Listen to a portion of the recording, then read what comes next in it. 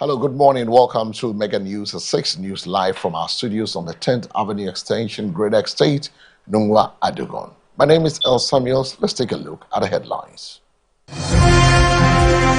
Mahama orders expansion of security services recruitment to 40,000. In business, ECG blames accidents, cable theft and illegal electrical works on Kumasi's Dumso. And on the international front, severe flooding kills 62 in Kenya as heavy rains continue.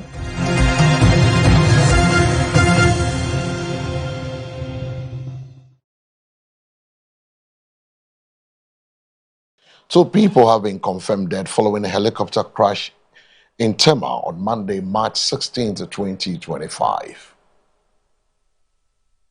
The directive was issued following a high-level meeting with heads of the various security agencies, the Minister for the Interior, Mohammed Muntaka Mubarak, and the Acting Minister for Defense, Dr. Kezo Latufosin, to review the ongoing recruitment process.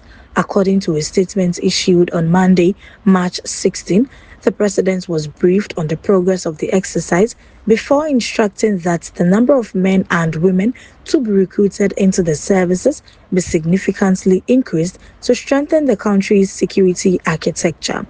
President Mahama also emphasized the need for transparency and fairness throughout.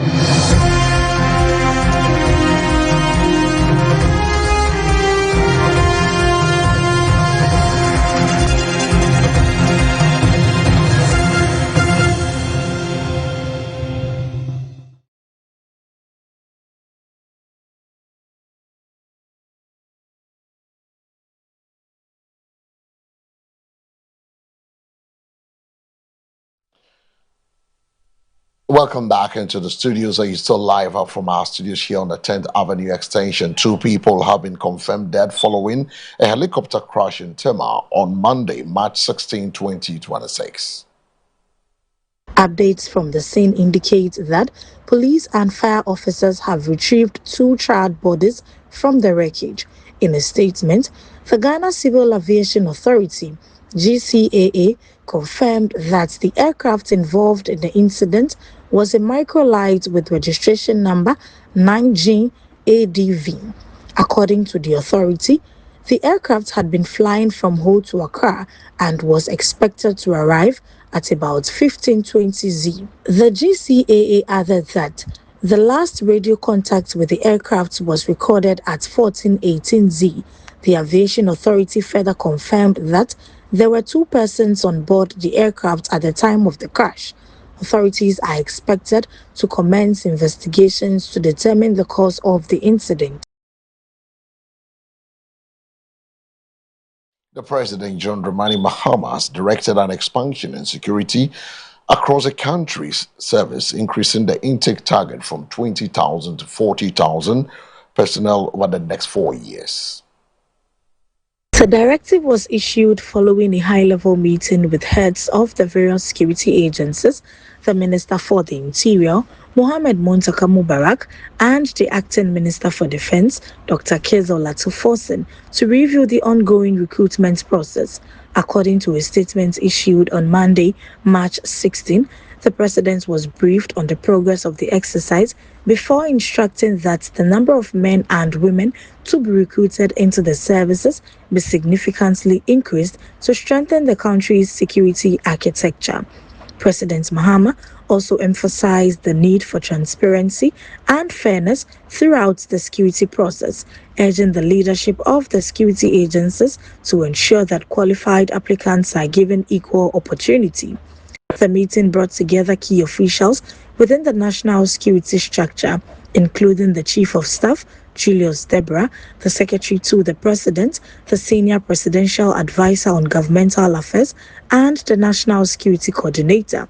Also present were the heads of the various security institutions, including the Inspector General of the Ghana Police Service, Christian Tete Yohonu, the Director General of the Ghana Prison Service, Patience Bafoboni, the Director General of the Ghana National Fire Service, the Controller General of the Ghana Immigration Service, Samuel Amadou, and the Director General of the Narcotics Control Commission. The expanded recruitment drive is expected to boost personnel strength across the security services while providing additional employment opportunities for young people seeking to join the sector.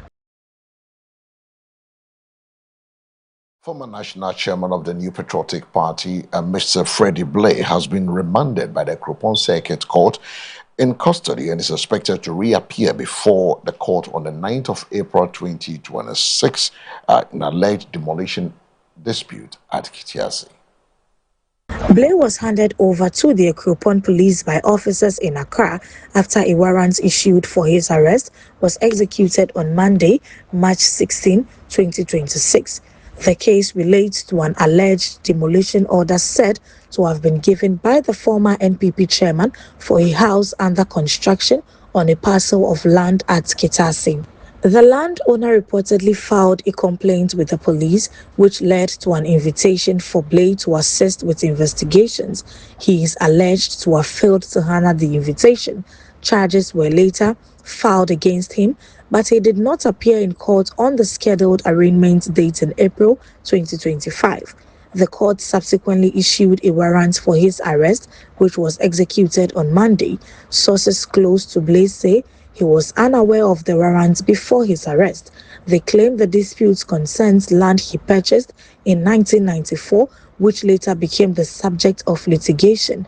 The sources insist Blay did not order the demolition of any building, but rather directed that a bare piece of land be cleared in January 2026 to prevent the breeding of dangerous animals, including reptiles. They added that the complainants had earlier obtained a favorable ruling at the High Court in Koforidua, but the decision has since been appealed.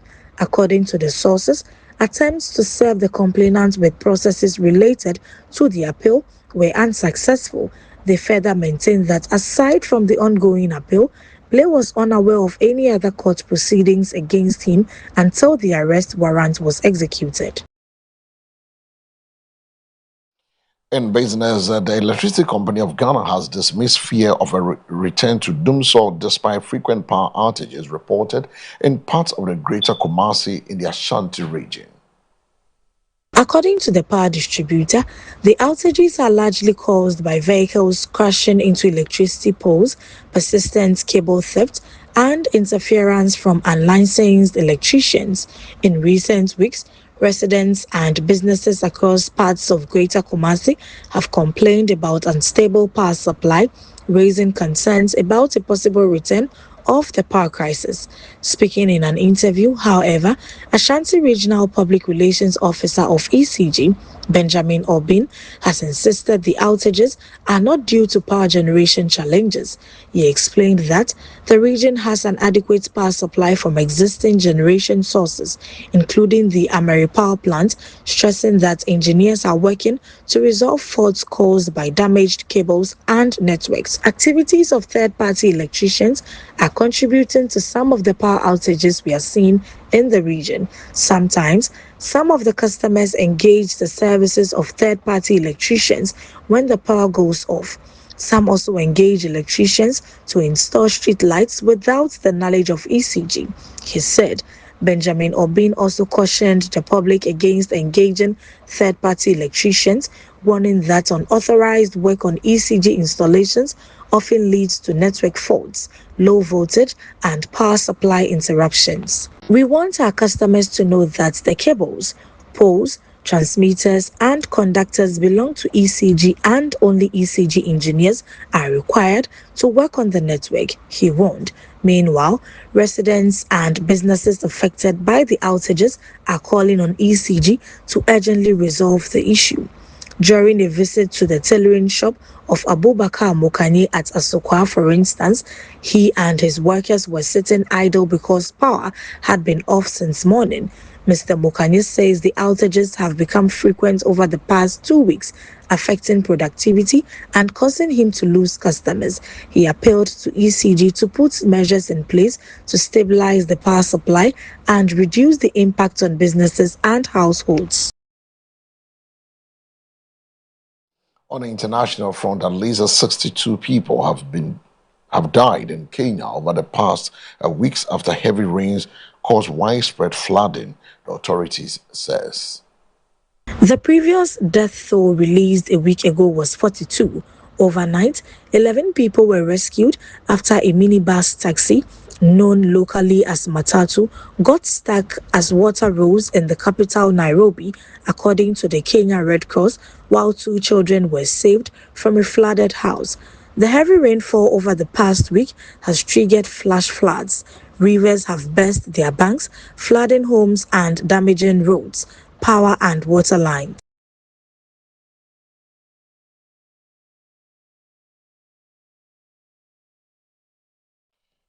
And now we move away from the international front. Let's go to the weather center. I'll bring you the weather updates brought to you in association with the Ghana Meteorological Agency and the MBN Weather Center.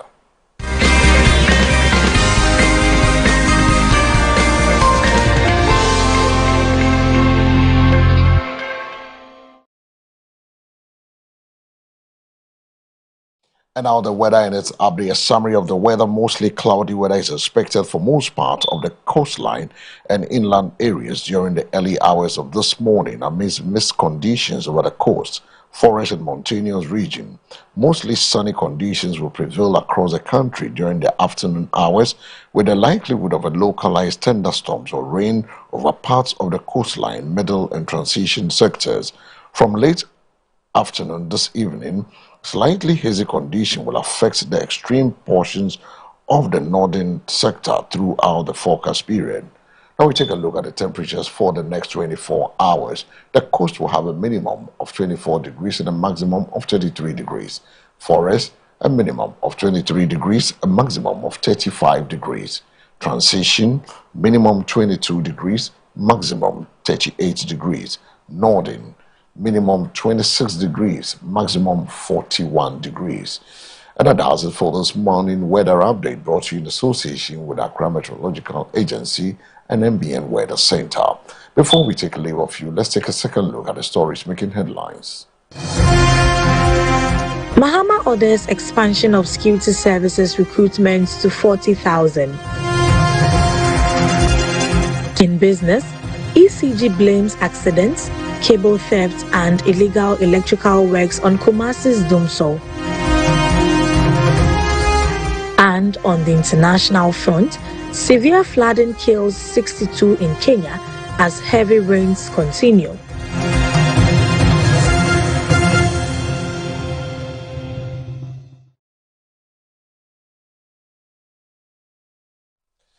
So that's how we end this morning's Mega News. Our 6th news coming to you live from our studios on the 10th Avenue Extension, Greater Estate, Nungwa, Adogon.